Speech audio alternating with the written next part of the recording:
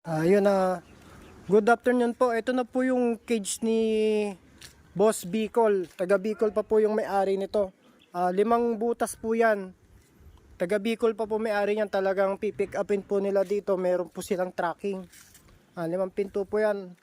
Mabilisang demo lang po. Ito po 5 pinto. 1, 2, 3, 4, 5. Yung mga ano po niya, may mga butas po. Pwede nyo pong lagyan ng padlock. In case na gusto nyo lagyan ng padlock. Yung mga ulo po nila dito hindi makakalabas kasi nilagyan po namin ng another steel matting dito. Tapos yung mga division po niya nabubunot po. Ayan. May lock naman po yan kaya safety po. Tapos may kasama po siyang poop tray para sa mga pupo nila. Tapos yung sahig po niyan plastic po. Ayan, plastic po yung sahig niyan, plastic matting.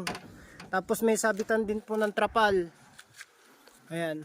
Pati po likod yan. Tapos yung likod po nilagyan din namin ng colored sheet para yung mga ano nga sila, yung ulo nila kahit lumabas hindi magpang-abot. Tapos ang roof niyan long span po, heavy duty po talaga.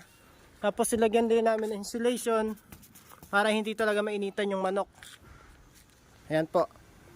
Tapos yung mga paapupula niyan, siyempre po ilalagay po yan sa lupa para nilagyan namin ng sapatos para hindi lumubog.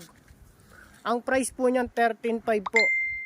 Ang sukat po nito 2 feet yung lapad, 8 feet yung haba.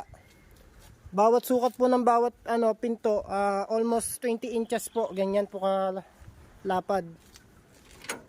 Okay na po.